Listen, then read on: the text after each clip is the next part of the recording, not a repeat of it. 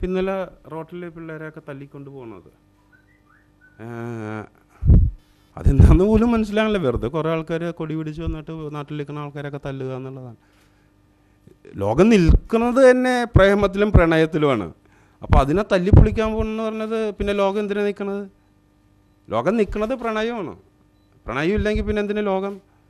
അപ്പോൾ പ്രണയിക്കാൻ പാടില്ലെന്ന് ഇവരാരാ പറയണത്? എന്നിട്ട് ഇവിടുത്തെ എല്ലാ പ്രശ്നവും പ്രണയമില്ലായ്മയുടെ അല്ലേ? എല്ലാം പ്രശ്നങ്ങൾ എന്താ അടുത്ത കാലത്ത് നടന്നത്? ഡൽഹിയിൽ പെങ്കൊച്ചിൻ്റെ ഇത് തന്നെയായിരുന്നു പ്രശ്നം. അവിടെ വന്ന അത് തന്നെയാണ്. സ്വാമിയുടെ ജയിലിൽ നിന്ന് വീണതും അത് തന്നെയാണ്. റെയിൽവേ ട്രാക്കിൽ നിന്ന് ഉന്തിയിട്ടതും അത് തന്നെയാണ്. ഇപ്പം അടുത്ത് നമ്മുടെ സഹോദരിക്ക് വന്നതും അത് തന്നെയാണ്. പ്രശ്നം അതാണ്.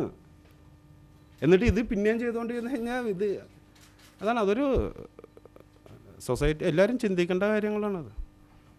പിന്നെ എന്തിനാ ജീവിക്കണേ? പ്രണയം ഇല്ലെങ്കിൽ എന്തിനാ ജീവിക്കണം? കാശുണ്ടാക്കി വീട്ടിൽ കൊണ്ടുവെക്കാനാണ്. പ്രണയമാണ് അൾട്ടിമേറ്റ്.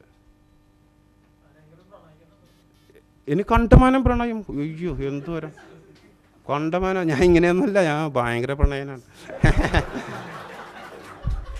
സത്യം സത്യം സത്യം സത്യമാണ് അത്. പ്രണയിക്കാം, ആരെ വേണമെങ്കിലും പ്രണയിക്കാം. എന്തോരം പ്രണയം. പ്രണയം ഇല്ലെങ്കിൽ നിൽക്കില്ല കേട്ടോ. അതാണ് നമ്മൾ തോന്നുന്നു നമ്മൾ അതൊന്നും ചെയ്യുന്നില്ല. പക്ഷേ അൾട്ടിമേറ്റ്ലി ഇടുന്ന ഷർട്ട് വരെ അതിന് വേണ്ടിയാണ്, എഴുതണ എഴുത്തും അതിന് വേണ്ടിയാണ്. എല്ലാം പെണ്ണാ. വിവാഹം ഇനിയും കെട്ടിയ ഭാര്യ തല്ലും.